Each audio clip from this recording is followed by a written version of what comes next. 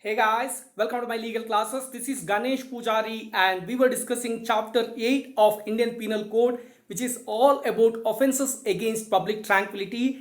And in this series, this is my third session where I am going to cover section 154 to 160, that is total of 7 sections.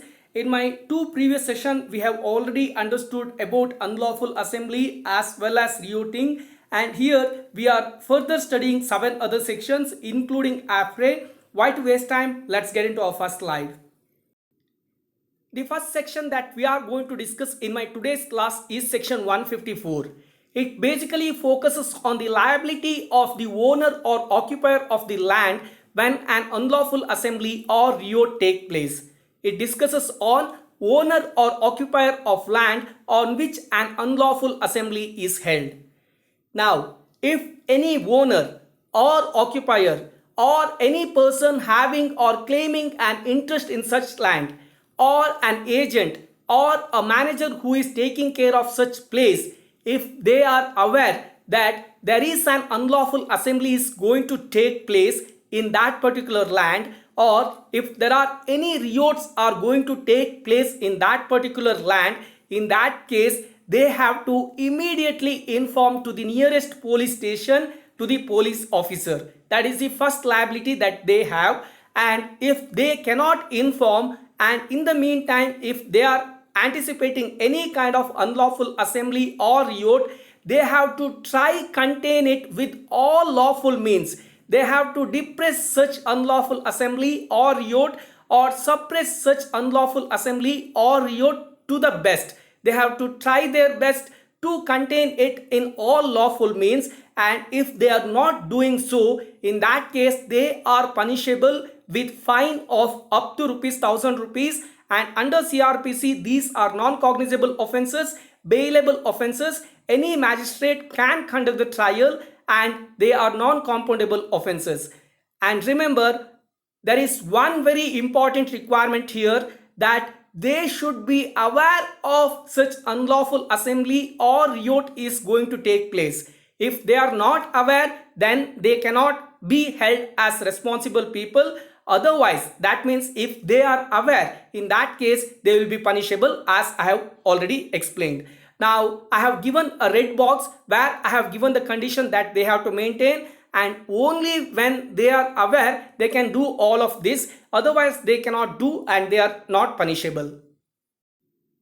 While under section 154 we are discussing about the liability of the owner or occupier when there is an unlawful assembly is conducted or riot is conducted, here under section 155 we are discussing about the liability of person for whose benefit riot is committed.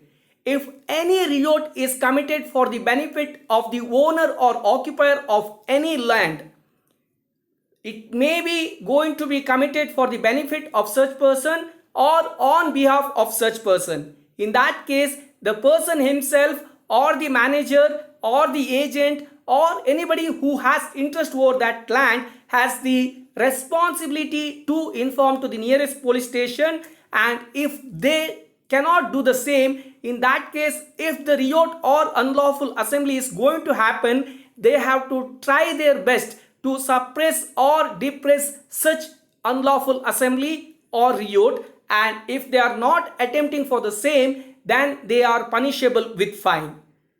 Under CRPC these are non-cognizable offences, bailable offences. Any magistrate can conduct the trial and they are non-compoundable offences.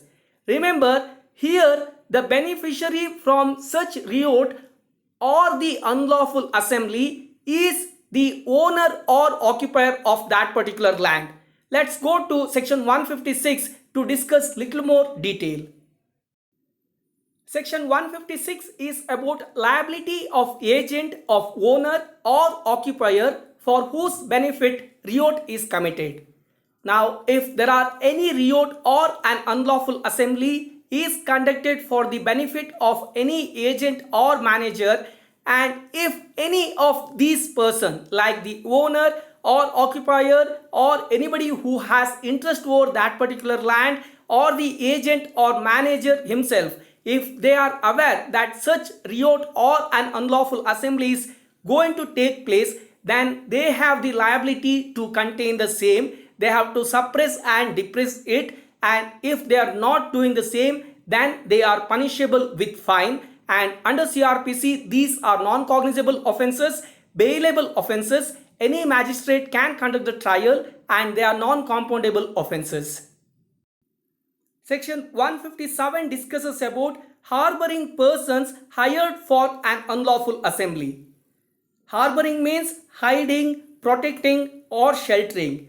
Now, if anyone harbors any person who is being hired or engaged or employed for the purpose of unlawful assembly, or he is going to be hired or engaged or employed for the purpose of unlawful assembly, if he is harboring in any house or any premises where he has the control over that particular premises, in that case it is a punishable offense, and here the punishment can go up to 6 months imprisonment or fine or both. And under CRPC, these are cognizable offences, bailable offences. Any magistrate can conduct the trial, and they are non-compoundable offences. Section 158 discusses about being hired to take part in an unlawful assembly or riot. Now, if X offers to A that if you are joining an unlawful assembly or riot, I am going to pay this much. Now, if A is taking such offer, in that case, he is also punishable because he is also becoming the part of unlawful assembly as defined under section 141. And here the punishment for joining such unlawful assembly can go up to imprisonment of 6 months or fine or both.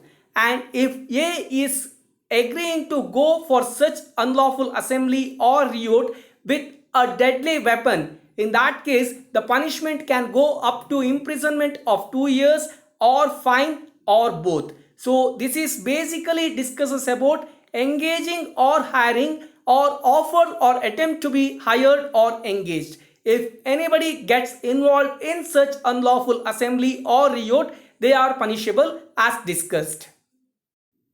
Under CRPC, these offences are cognizable offences, bailable offences. Any magistrate can conduct the trial, and they are non-compoundable offences.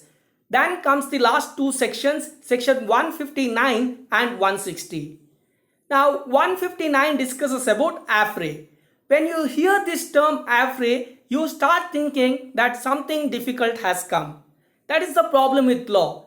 The terms here are sounding like very difficult, but once you understand the meaning, it is nothing. Now what is the meaning of affray? When two or more persons by fighting in a public place disturb the public peace, they are said to commit an affray. How many fights you have seen in the public roads? When you see them, you are getting disturbed, right? So by that way, when two or more persons are fighting in a public place, that is disturbing the public peace. That is disturbing the public tranquility, and that is known as commit an affray. And what is the punishment for fighting in public place?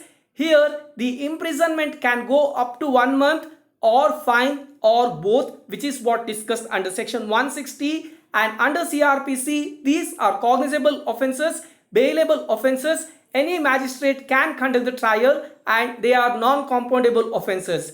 Remember, cognizable means if they are fighting in the public place, a police officer can arrest them without warrant. I hope you understand that by now. My CRPC playlist has the meaning of cognizable offences, non-cognizable offences, bailable and non-bailable offences. If we can go through that quickly, you will understand these provisions very clearly. That's my time on the offences against the public tranquility. There are quite a few requests on the difference between section 34 and section 149, which is what I am going to deal in my next class. Till then, thank you so much for subscribing my channel. Please like, share and comment my videos. All the very best for whatsoever purpose you are referring my channel, and thanks again.